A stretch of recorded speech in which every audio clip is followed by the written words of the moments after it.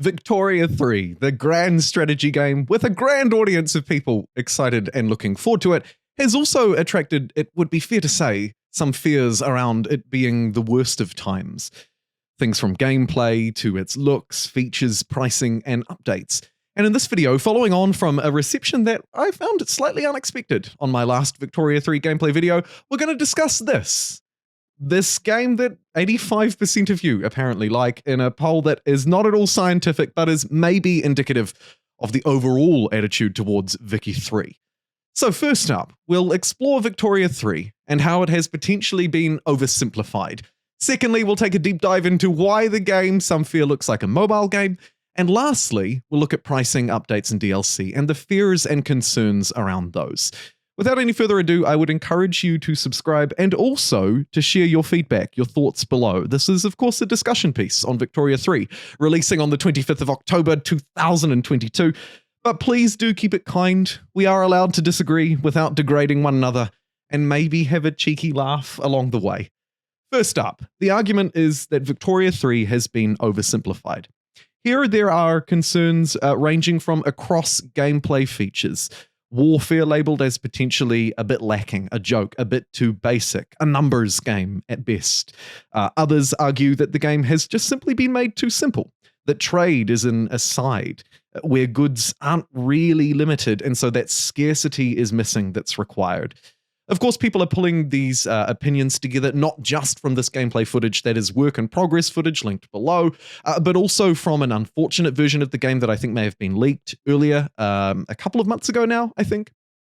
And of course, from footage that we've seen from the various live streams or trailers that Paradox themselves have released, and at games conventions too. The concerns, therefore, have some merit behind them, at least in how people have found them, right? They haven't just plucked them out of one trailer. They've sat down, potentially played the game, at least looked at deep dives for it.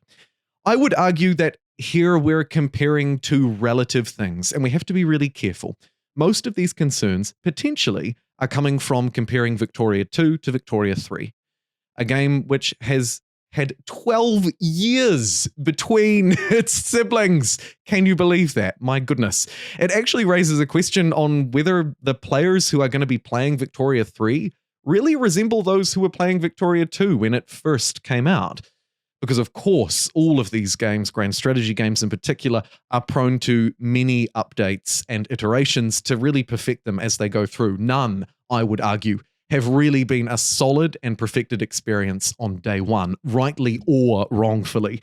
We'll discuss that a little bit more later in the video though, so I will leave it there. That is, in essence, the argument around the gameplay in Victoria 3 being too simple, and where I believe a lot of the hate is coming from, at least from what I've seen.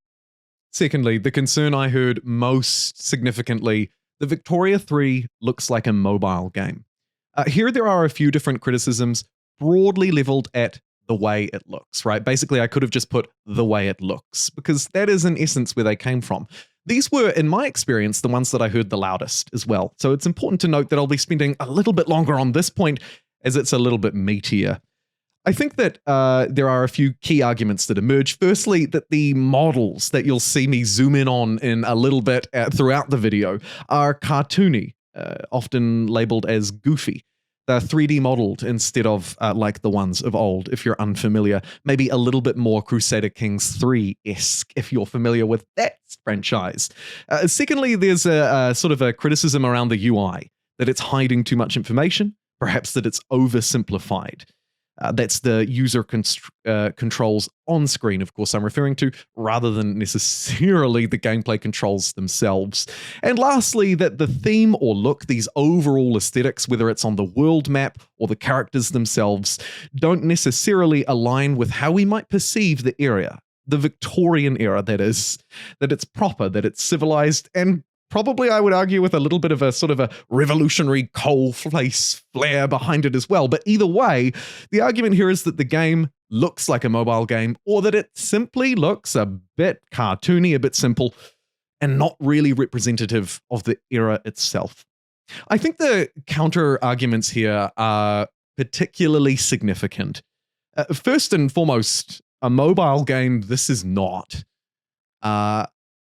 Granted, I don't play a lot of mobile games, I would argue for good reason, but boy oh boy, it must have been a long time since I've played Angry Birds, and that puppy must have had a load of updates if it is looking and playing like Victoria 3, even with these 3D modeled characters, which I will grant you do definitely have a little bit more of a cartoony, mobile-esque feel to them. I think it is doing Victoria 3 a great disservice to say that this map looks like a mobile game, or that this game plays like a mobile game, therefore. That would be a gross, I think, underestimation of just how Victoria 3 will be able to play, and also probably an overestimation of what mobile hardware could handle. Secondly, I think there's another important counterfactual here, that accessibility matters. I'm not an accessibility expert. I would have to leave it to them to really quantify this a bit better. But I think that a user interface that is more simple, easier to understand, potentially easier to use, is never necessarily a bad thing for the broader player base.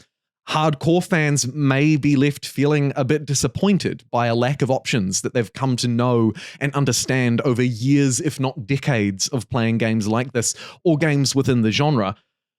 But they are not necessarily representative of everyone. In fact, everyone is really quite different.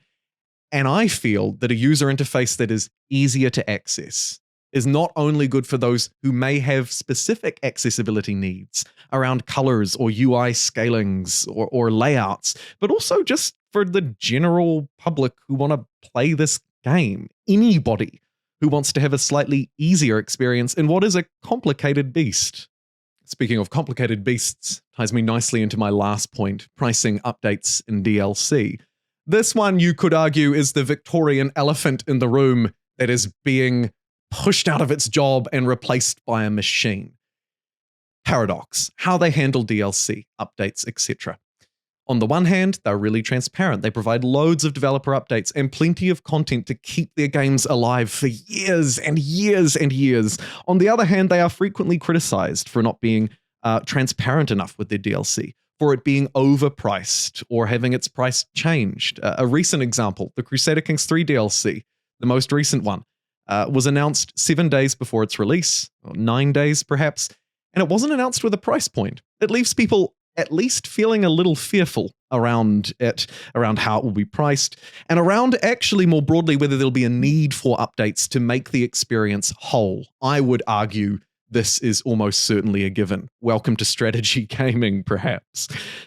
Finally here, though, it's important to remember, I think, as the counter-argument to those potentially very valid concerns, by the way, not for me to judge them here, is that actually the people who make it aren't necessarily the people who price it. In fact, with an organization as large as theirs, it's likely to be completely different teams. They may or may not have oversight or control over it. Just something to bear in mind, that every creation is made by potentially a person who's really passionate about it, and they may not control those things. However, that does not necessarily help us as consumers when we're looking to make financial decisions and we don't have the information to make them, or we're afraid that by making this initial purchase, we'll be locked into needing to make a lot more to get the outcome that we've desired. This one, we'll have to wait and see what the full version looks like, how it plays, what their roadmaps and development looks like. Like most of these concerns, really, it is ultimately underpinned by a little bit of a wait and see. Victoria 3 releases on the 25th of October, so that wait will not be very long. Thank you very much for watching, and I'll see you next time.